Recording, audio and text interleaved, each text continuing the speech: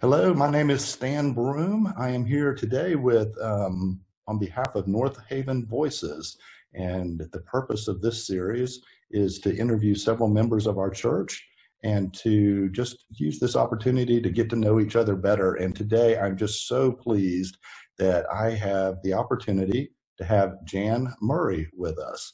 So, hello, Jan. How are you doing today? Well, I'm doing great, Stan. This is going to be fun. I think it is going to be fun. Well, the first thing I'm supposed to ask you is a pretty broad question. Could you just tell us a little bit about yourself? Well, I sure can. I sure can. I was born a fifth generation Texan, but it almost didn't happen. Oh no, tell me about that. Well, so I want to tell you why it almost didn't happen. My mother and father were living in Evanston, Illinois at the time she became pregnant. But 2 weeks before I was born, she decided she could not have a child who would be labeled a Yankee in these parts. So 2 weeks before I was born, by herself, very pregnant, she got on a train to come back to Dallas, where she was from. My father did manage to make it by the time I was born, but she just couldn't stand the thought of my becoming, known as a Yankee. So that was too much for her, even though her husband, my dad, was from Kansas and from Illinois. So he was definitely a Yankee. We go back to my ancestry, and my great-great-grandfather was a man named Isaac Webb, which Webb Chapel Road is named after. Yes, yes. And he came in the mid-1800s, and he homesteaded the land there, and built a big house. And as the family stories go, when the circuit riders of the Methodist Church came through, he and his family would go and sleep outside so the circuit riders could turn the house into the church for a few days. And they'd come through and do all the baptisms and all the weddings and all of the things that needed to be done by somebody who was ordained. Wow. That's your mother sounds like a very brave woman to get on a train. Well, she always was. She thought outside the box most of the time. It sounds like she did. Well, do you have brothers and sisters who are also Texans? No, I'm an only child of a depression.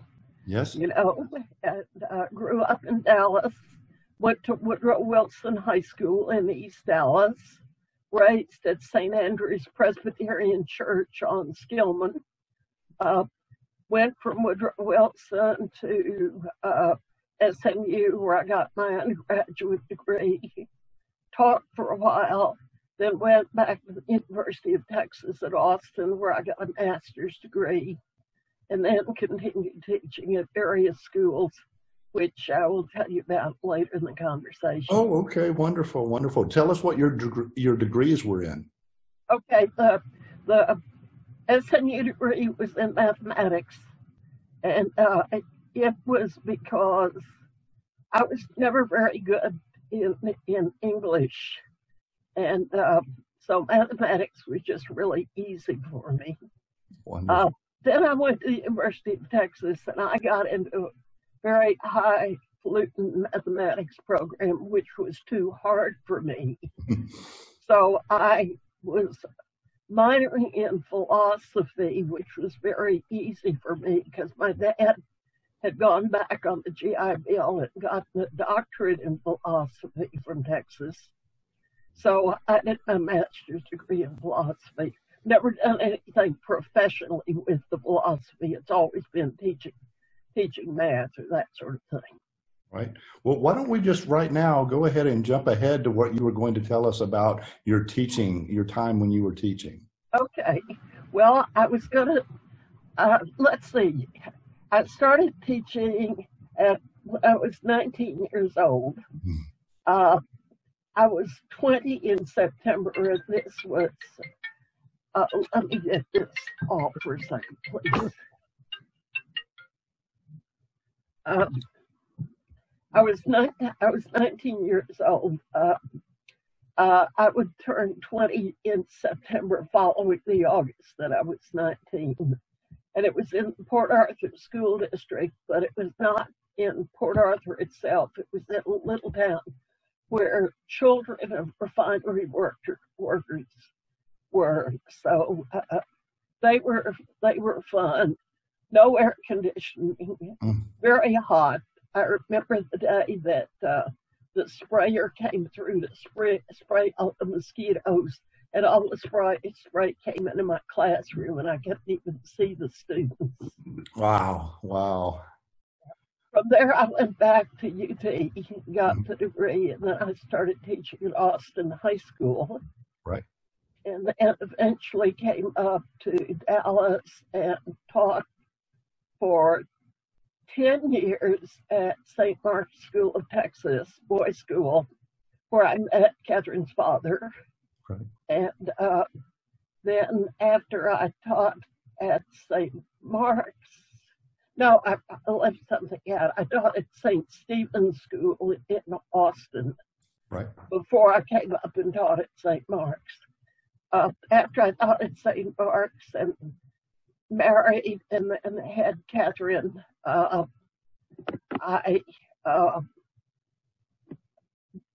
then went to the Episcopal School of Dallas, which was at the time was a very new school. So I was there when it had 7 students. Oh, wow. It's certainly grown now. Well, it certainly has. And, and I was the one that had private school experience. So, so I feel very, pleased that it has grown to be what it has grown to be. Yes, it's an amazing school. Yeah. It's an amazing school. I stayed there for a long, long time. And then eventually I taught just kind of part-time in my last years at Richland College and at a couple of community colleges in Collin County. There I was teaching kind of courses for students who really didn't get all their high school courses. Right. So they had to repeat something before they could, do what they needed to do there. That's the second. My career is the second most thing I'm proud of. What I'm most proud of is my daughter. Wonderful. Well, tell us a little about your daughter. Well, Catherine, I was told I could never have children to start with. Then one day I was 41 and pregnant, and her dad and I were thrilled to death. Of course, of course. Okay. Her dad died when she was 11, so I was single parenting it through the teenage years. When she was a junior in high school, she went as an exchange student to Germany, where she lived for a year. Wonderful. And then when she came back, she had wanted to go east to school. Her dad had gone to Princeton, and she wanted to go to Princeton when she left. When she got back, she said, "No way, that's too cold in the winter." Right, so she ended up going to Plan 2 at the University of Texas. Uh-huh. And then after she won the award for given by the Parents Association of one of 2 outstanding students in 1996 at the University of Texas. One was a guy and one was a girl, and she Wonderful. was the outstanding woman on that campus that year. The university system hired her after that to live in Washington. And what she did was find internships for people who wanted to be interns for any of the university schools, so for the med school or for the Austin School or the Arlington School. Right. She did that. She got a master's degree at Georgetown while she was there. Wow. Then Stanford invited and paid her to come and do a doctorate at Stanford. So she did that, and Then she got to go around the world because one of her Austin friends had become dean of students for this Virginia program of semester at sea. And somebody had bailed out on her, so she called Catherine and said, "How would you like to get paid to sail around the world?" Wow, what an opportunity.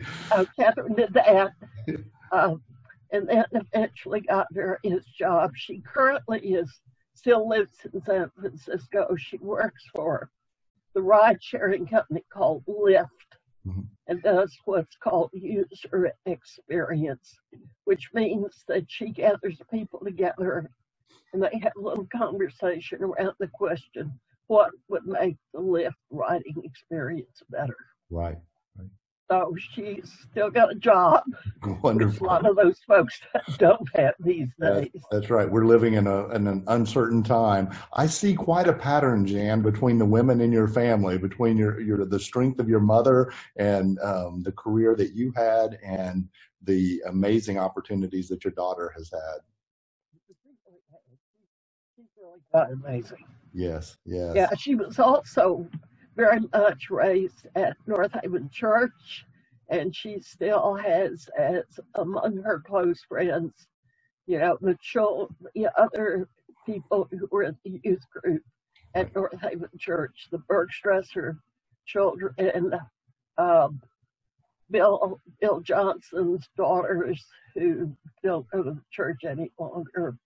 Patty Harvey's sons, yes, are all still friends of Catherine's. Wonderful. Well, tell us a little about how you first came to North Haven. Okay. Well, Ben and I had been married for 2 years. We bought a house that was close to St. Mark's, yes, which also turned out to be close to North Haven, actually closer to North Haven. And then the summer of 1986, his mother, who lived in Connecticut, was dying, and she had cancer. His father had already died. His father had worked on Wall Street as a vice president of the Chase Bank on Wall Street. So he came from a whole different economic circumstance than I did. But he taught it. He worked at St. Mark's as the college counselor, and so his mother gave us a trip to Europe to meet her friends because she wanted to hear about her friends from us before she died. So we went to Europe. We went to London and to Greece, and all these, and some other places, but we met several friends of hers. Well, when we were in London, we went to a church called St. Martin's in the Fields. Yes. Okay. Now, Ben had not grown up in a church. He had been christened an Episcopalian. I've lost you. No, I can still see you just fine, Jan. Okay, I can't see you. Oh, okay. Well, you're on my screen just fine, so. Okay, let's see what happened. I touched my screen somehow. Okay. It might be the gallery view.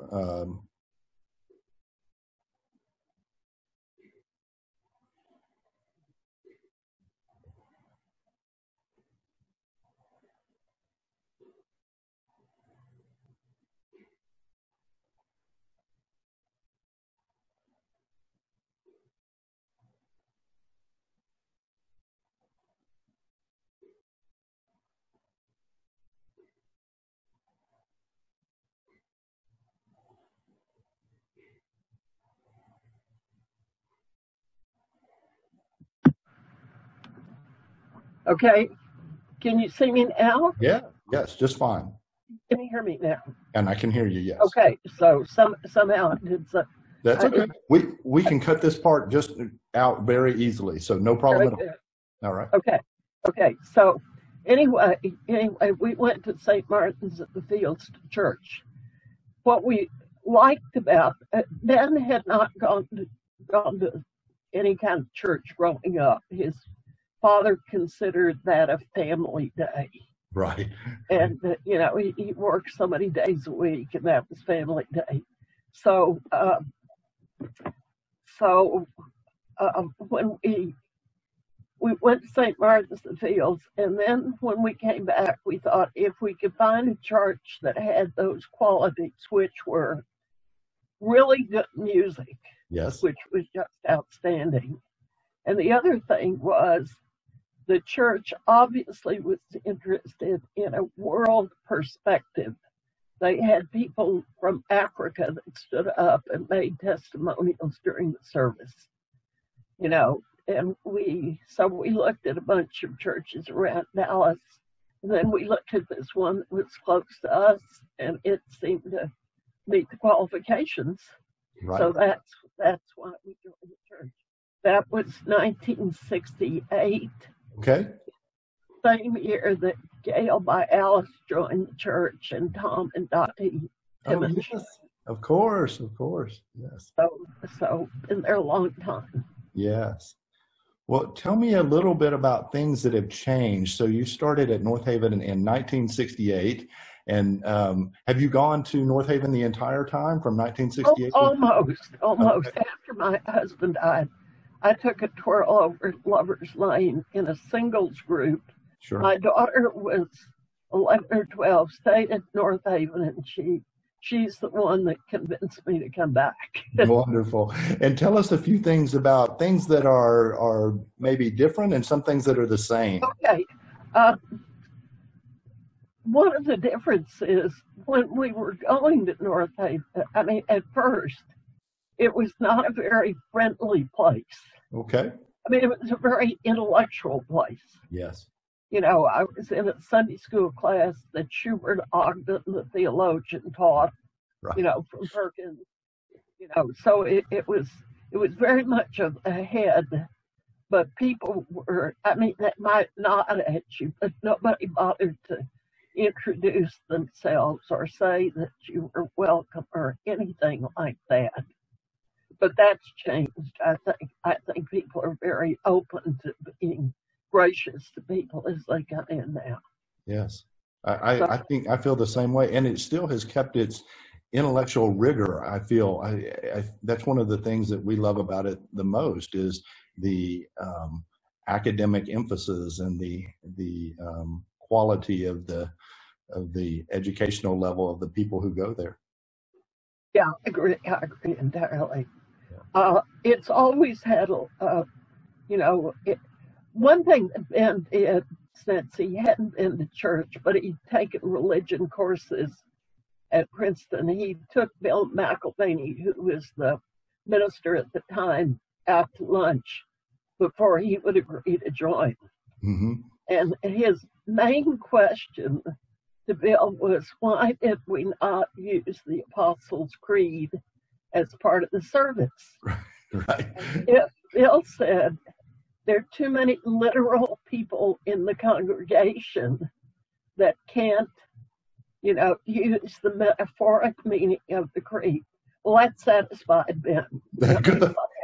He thought Bill was fine, so that was okay, and we could join the church. I find that very interesting because I still hear people debating that very issue today. It's amazing how transcendent that dynamic is, and how that conversation continues. Yeah. So, other things. There's one thing I've always wanted to find out. I've been told, but I don't know if it's true or not, that the first meeting of Planned Parenthood in Dallas was in our sanctuary. Wow. And I always wanted to go back and really check and see that was the case. Excellent. Well, now that we put that out there, maybe we'll have someone research that and find out. Well, it'd be nice. Nice to know that. There's always been good adult education. There's always been, I think, very good education for young people and for children. Right. That's very good.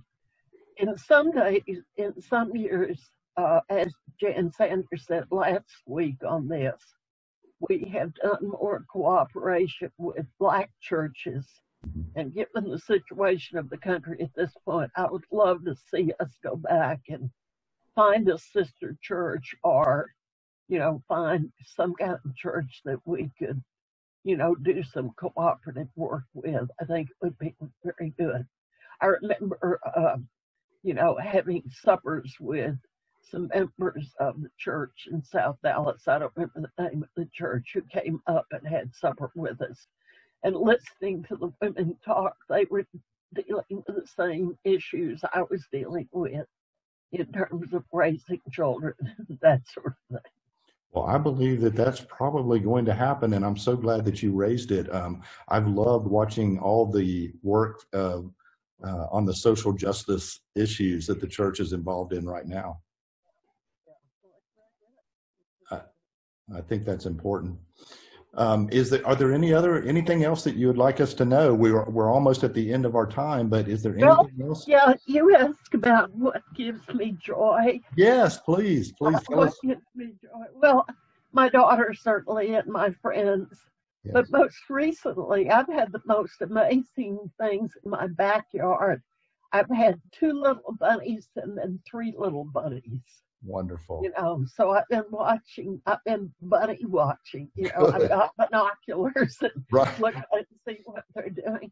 And then yesterday they were joined by a big squirrel and 2 small squirrels that were fighting, and a blue jay, and then, believe it or not, actually 5 small cardinals on the deck in my backyard. Wonderful. So my backyard, just looking out there, that gives me joy. Music gives me joy. My friends give me joy. Yeah.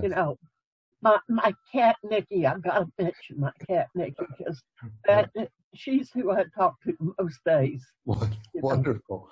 Wonderful. I've seen the same thing in our backyard. I don't know if it's because of the slowdown of human activity during the coronavirus shut-in or what, but there seems to be more animal activity this year than I've ever seen.